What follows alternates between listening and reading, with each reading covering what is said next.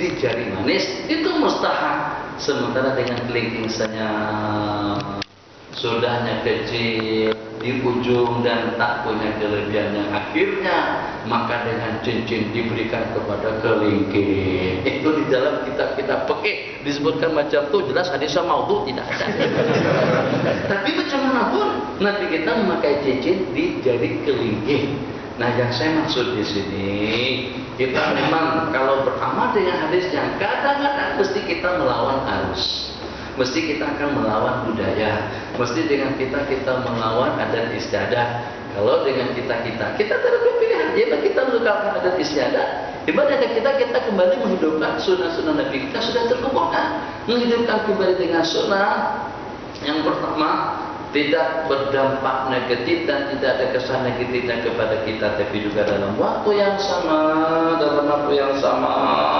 dengan kita pada saat dengan kita memakai secara sunnah, paling tidak dengan kita dapat mengekalkan kembali dan mengungsikan, memasyarakatkan salah satu daripada sunnah Rasulullah Sallallahu Alaihi Wasallam. Pada satu riwayat, kita mencegah kepada si Nahdi agar tidak meletakkan cincin pada jari tengah dan juga dengan jari tangan yang ada di sampingnya. Jadi dari sini larangan ulama. Di dalam kitab-kitab begini mengatakan ada pendapat, untuk diketahui saja, ada pendapat dalam mazhab kita, kalau tidak salah pendapat Imam Al-Auza'i atau Imam Al-Azra'i di dalam kitab yang ada di rumah Hasyiah Bujairimi.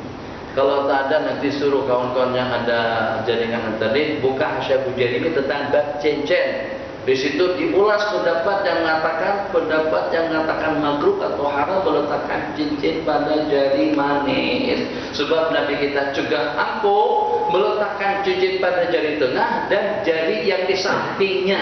Jadi jari yang di sampingnya di sini ada yang mengatakan telunjuk, ada yang mengatakan jari manis. Jadi secara sunnahnya seperti apa? Secara sunnah seperti yang disebutkan di dalam hadis tadi itu, Nabi kita mengenakan cincin pada kelingking. Qala faqad wajabal ghuslu wa ilam yunzil. Jadi yuksil tadi itu seperti apa ceritanya? Itu tadi hubungan tidak sampai ke puncaknya. Berakhir disebabkan karena ada panggilan, karena ada orang menjerit-jerit di luar, atau karena ada telepon, atau juga dengan gol. Sedang asik di dalam TV membuka. Begitu dengar gol, teluncurkan, terlepaskan, Allah hilang segala-galanya. Itu wajib mandi. Awal Islam tak wajib mandi. Kalau berhubungan tidak sampai keluar, tidak wajib mandi. Sementara yang terakhirnya inzal atau tidak inzal, keluar atau tidak keluar, riwayat idal takal khitanu bil khitan. Sudah pernah kita sebut di masjid dulu tuh. Dari situ ulama mengatakan perempuan pun juga wajib dikhitan. Jadi bukan setakat laki-laki saja. Kenapa? Sebab Nabi kita bersabda, apabila berjumpa khitan dengan khitan, idza taqal khitanu bil khitan, apabila berjumpa khitan. Khitan yang pertama, khitannya siapa? Mesti ada satu dua. Takkan satu saja. Apabila berjumpa khitan laki-laki dengan khitan laki-laki, takkan kita mencampur nasihatnya. Kalau mencampur tak berjumpa, dia seorang saja. Kalau berjumpa khitan dengan khitan berarti pasangannya laki istri. Apabila berjumpa khitan dengan khitan, menunjukkan perempuan dikhitan, laki-laki pun juga dikhitan. Dan kemarin sudah kita sebutkan hikmahnya itu untuk apa? Untuk meseimbangkan kemampuan nafsu dan syahwat daripada dua pasangan supaya mendapatkan hubungan yang ideal. Kita tidak mau kalau hubungan itu berlangsung bukan keluar daripada topik, tapi mengingatkan kepada antum-antum yang belum rumah tangga agar dengan hubungan tersebut itu ada keserasian antara pasangan dua laki istri. Takna kalau pada masa hubungan itu berlangsung, suami sudah gia 5, habis dengan kelajuan dan juga dengan kecepatannya, istri masih pada gia 1. Gia 1, masih ada gia lagi, mana boleh baca tuh. Nah, jadi paling tidak dia gia 4, Anda gia 5, itu baru adil. Tapi kalau seandainya tidak, belum sempat bertanding lagi, sudah tumbang. Innalillahi wa inna ilaihi raji'un. Akhirnya terpaksa harus memakan bongkar lagi. Bukan minumannya, tokatnya kena makan. Kalau ilam yunzil, yang walaupun tidak keluar tetap wajib mandi. Hadis riwayat yang disebutkan di sini idza jalasa. Riwayat yang lain idza takal khitanu bil khitani faqad wajabal ghusl fa'altuhu ana wa rasulullah. Tidak ada bercerita, aku kerjakan, aku lakukan perkara itu dengan baginda Nabi, fa'altuhu ana wa rasulullah sallallahu alaihi wasallam ba'da. Maka kami pun mandi setelah kawin kan? Ternyata ada kawin belum? Ini masalah. Jadi ini pengajian tengah malam ini harus dengan orang yang sudah kawin semuanya. Kalau kalian tak kawin dia ngantuk ya. Kalau sampai bab-bab begini mengantuk juga, ini didakwa ini kita cium. Itu mati bocor. Ini bab mati nih. Sebabnya yang itu. Innamal ma'u minal ma'i.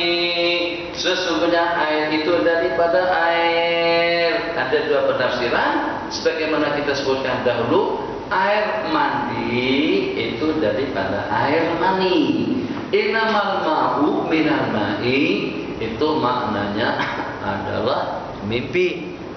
Innamal ma'u minal ma'i. Tapi kalau ikutkan hadis innamal ma'u minal ma'i, air mandi itu dikenakan dengan air mani. Berarti kalau pada saat berhubungan tapi tidak sampai keluar air mandi, mandi tidak wajib dilakukan. Ini hadisnya mansukh, hukumnya sudah terhapus. Atau makna innamal ma'u minal ma'i di sini itu adalah bermimpi. Kalau misalkan mimpi saja asik, coba Allah Maha Kuasa. Mudah-mudahan informasinya tidak salah. Allah Maha Kuasa yang dengan seseorang kalau masih bujangan paling sepakat bermimpi mendekat saja sudah tek habis. Tapi orang yang sudah kawin kadang-kadang mimpinya sampai kepada hubungan itu pun belum tentu dia inzal. Itu Allah Maha Kuasa atas segala-galanya. Mungkin dengan seseorang jauh daripada pasangannya, mungkin kena menghayal, mungkin kena apa saja, hasil termimpilah. Termimpi, ya kadang-kadang termimpi jima, bukan termimpi berdekatan. Orang-orang bujangan baru termimpi mendekat saja. Baru termimpi mungkin memeluk atau menyentuh saja, teng. Apa tanda Allah Maha Kuasa. Jadi Allah tak nak bagi, tak berikan, tidak memberikan peluang untuk orang itu menghayal yang macam mana kalau pada saat hubungan itu berlangsung sebagaimana secara hakikatnya.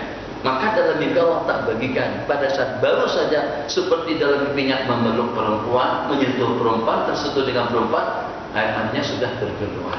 Belum sempat berhubungan lagi. Beda kalau dengan orang yang sudah kawin, mimpinya sampai kepada hubungan tersebut, yang sehingga dengan hubungan yang mungkin termimpikan dengan seseorang seperti hubungan yang secara pasti seketika berlangsung di waktu dia jaga. Hadis air mandi daripada air mani itu masuk. Qala Abbas innamal ma'u minal ma'i fil ihtilam. Itu dalam mimpi saja, mimpi jima. Kalau seandainya bangun kering, alhamdulillah tidak apa-apa. Seronok, masyaallah, barakallah. Terasa masyaallah luar biasa. Waktunya, panjangnya, lamanya, masyaallah, tabarakallah. Bangun, tak ada apa-apanya. Wajib mandi, karena tak ada air. Yang satu tadi itu tak ada mimpi apa-apa pun, tapi basah. Basah kita dipastikan kenapa basah dulu. Jangan-jangan karena tadi sebelum tidur minum 2 botol, akhirnya, itu juga hati-hati. Kalau minum, kalau nak bangun salat tahajud, minum banyak-banyak sebelum tidur. Cuman begitu nak buang air, jangan ditunda. Jangan ditangguhkan, beresiko tinggi.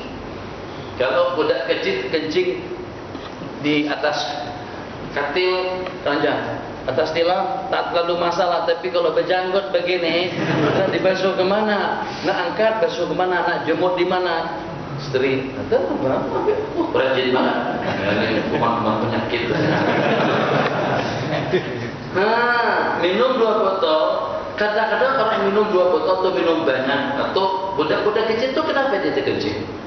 Mungkin karena kita pernah kanak-kanak, kadang-kadang kita terkencing atas tilam itu disebabkan kita termimpi. Mimpi kita seperti sedang ditandas, seperti nak buang air. Kita tidak dicurkan pakai, terus kita nak buang air itu. Maka kita pun kita kuat. tengah-tengahnya baru sedar. Kenapa sedar? Sebab sudah terasa basah. Basah kita, ya Allah. Ini atas katil nih ya.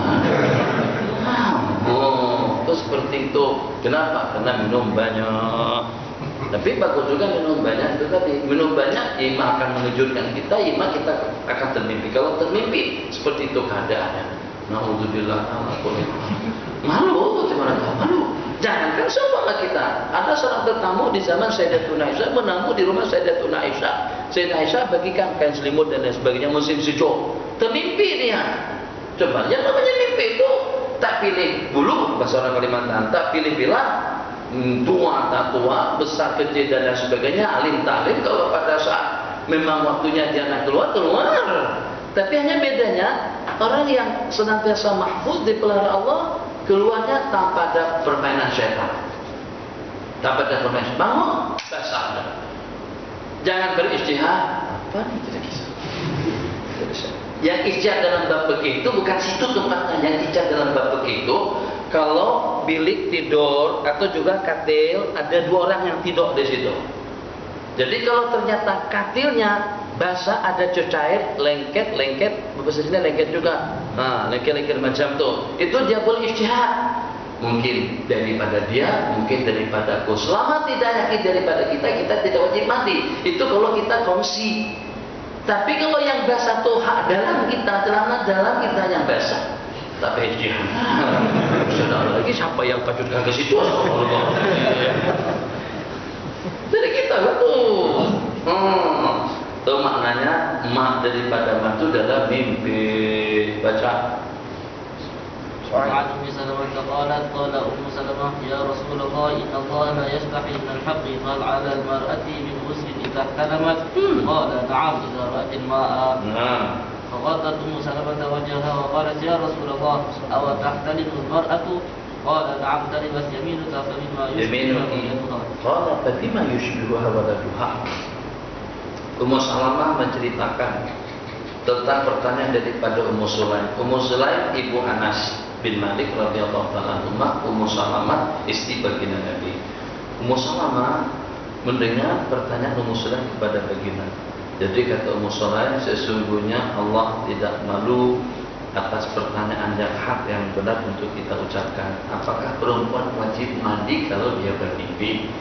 Apakah perempuan itu wajib mandi kalau dia bermimpi? Tapi kita jawab, ya wajib kalau seandainya dia melihat air mani keluar. Tidak atilma kalau dia melihat air mani. Jadi Ummu Salamah langsung tutup muka, malu. Adakah perempuan sampai terpancurkan air mani pada waktu tidurnya? Faqatat Ummu Salamah itu wajhaha. Faqalat ya Rasulullah, apakah kalimul mar'atu? Apakah ada perempuan yang sampai termimpi seperti itu? Mimpi kawin ya. Mimpi jimat mungkin, mimpi berpelukan mungkin, mimpi berciuman mungkin. Tapi mungkinkah perempuan? Kita kena buat statistik ya. Kita kena tanya, kita terus sampai sekarang belum pernah tanya lagi. Nanti kita kumpulkan pada masa kita, kalau terang-terangan tak payah, kita cukup dengan tulisan saja. Jadi minta jawabannya, pernahkah dalam hidup Anda itu termimpi sampai keluar air mani? Kalau laki-laki tak payah ditanyakan, tak mimpi pun keluar. Apa? Ini perempuan nih. Sebab Ummu Salamah menafikan benda itu. Adakah perempuan yang sampai termimpi keluar air mani? Itu menafikan tentang perkara tersebut. Itu daripada Ummu Salamah radhiyallahu taala. Jadi tampil yang pertama mungkin pengalaman pribadi beliau tidak pernah bermimpi. Satu. Kemudian yang kedua mungkin karena perempuan semuanya semacam itu. Ihtimal yang ketiga itu hanya khusus kepada istri-istri baginda. Allah tak bagikan peluang kepada syaitan untuk mempermain mereka dalam mimpi sampai terpancurkan air suci. Sana sebut air suci. Ummu Salamah merasa malu dengan pertanyaan tadi itu sehingga sampai beliau menutup muka. Ini rupa-rupanya cerita malu itu di muka ya. Ada dengan sebagian punggung terbuka, yang penting muka ditutup, malu.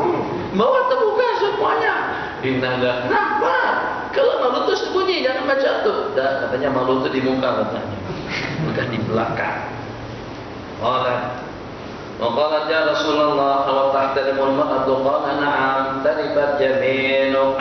akan berdebulah tangan kananmu miskin dan sengsaralah kamu, tapi itu tidak dimaksudkan. Maknanya tidak dimaksud badima yusbihu hawaladuha. Kalau perempuan tidak memanjurkan air mani, kalau perempuan tidak ada air mani, dari mana kadang-kadang anak itu menyerupainya?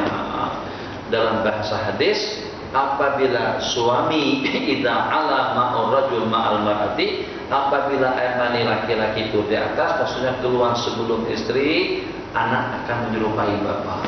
Kalau seandainya dia keluar duluan daripada kita, anak akan menyerupai dia. Kalau sama-sama serentak pada waktu yang sama, itu wah. Tapi tangan, pokoknya jangan tengok orang lain, tengok anak kita sendiri. Tengok saja, jari tangannya, jari kakinya, maknya dia betul. Tapi hidung dengan muka serupa kita. Oh, tuh campur baurnya namanya kacukan di bahasa kita sini. Campur baur antara dua orang insan. Tapi yang paling aneh daripada makhluk ciptaan Allah Jalla wa'ala, gelang yang sama, produk yang sama, orang yang sama, nama yang sama, tapi hasilnya tidak sama.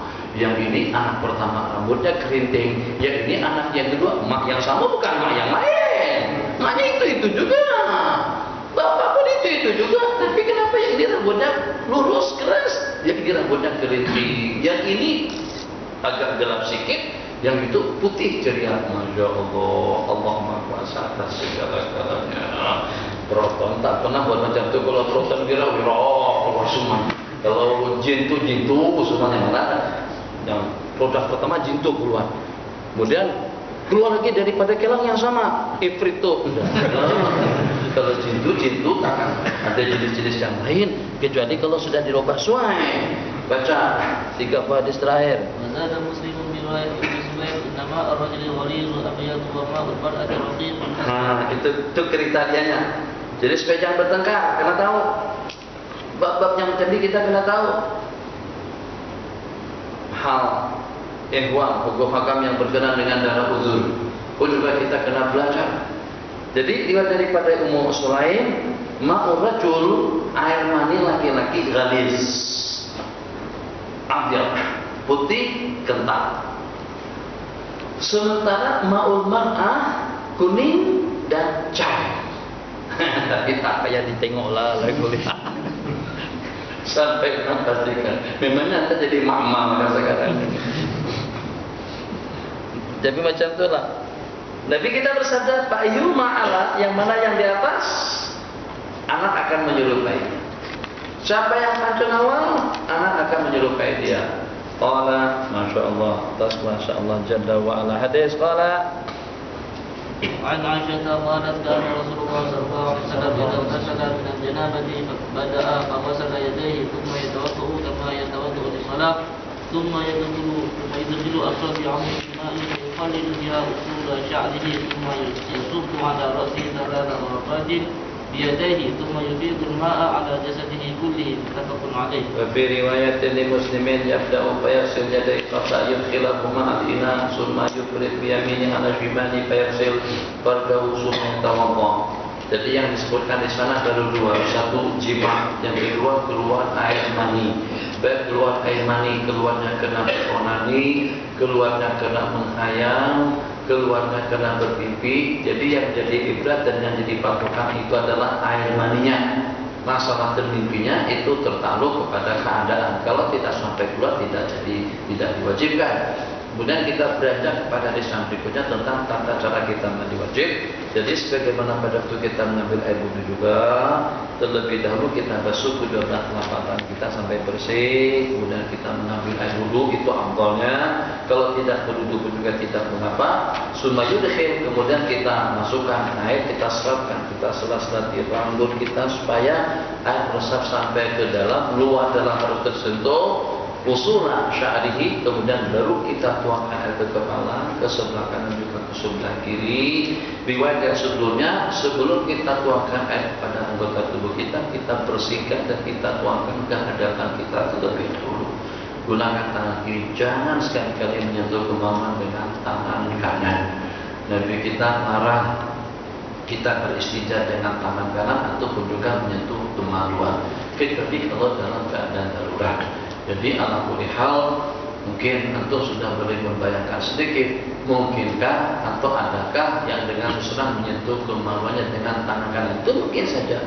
Jadi ya secara am saja, mungkin pada saat sedang berhubungan, mau tidak mau kan menggunakan tangan pada saat itu. Nah, jadi sebagai tanda hormat kita, tadi kan kita salamkan, kita bersalaman. Kalau dengan Sayyidina Utsman mengatakan, sejak aku bersalaman dengan baginda Nabi dengan telapak tanganku, sejak daripada waktu itu pula aku tidak pernah menyentuh kemaluan dengan tangan kanan. Padahal setakat kulit dengan beliau saja, sampai ke tahap itu untuk penghormatan dan ingin menjaga kesucian kemuliaan tangan yang pernah berjabatan dengan telapak tangan insan yang paling mulia di sisi Allah Jalla wa'ala. Itu yang namanya adab. Jadi ada para sahabat, kalau kita melihat peradaban mereka, Masya Allah, tabarakallah, memang betul-betul menyejukkan hati dan perasaan. Jadi dengan baginda Nabi sebelum menuangkan air ke kepala kanan dan kiri, maka belum basuh hadapan terlebih dahulu. Kita menunjukkan niatnya macam tu. Kita dalam keadaan junub, basuh hadapan dengan niat sengajaku mandi junub wajib karena Allah Taala. Nawaitul ghusla li hadasil akbar atau li rafil janabati. Basuh hadapan berarti hadapan kita sudah bersih. Jadi yang terangkat hadasnya cuma hanya hadapan saja dengan belakang. Sedangkan seluruh anggota tubuh kita masih belum terangkat. Maka pada saat itulah dengan kita baru kita berwudu. Kalau tidak, nanti wudu kita akan batal. Kalau kita berwudu dulu, akan batal wudu kita pada saat kita membasuh atau nyapunya. Sunnah qala wa an Aisyah. Ini tentang perempuan mandi wudu. Insyaallah besok malam. Silakan. Yang ada sembarang soalan 10 menit.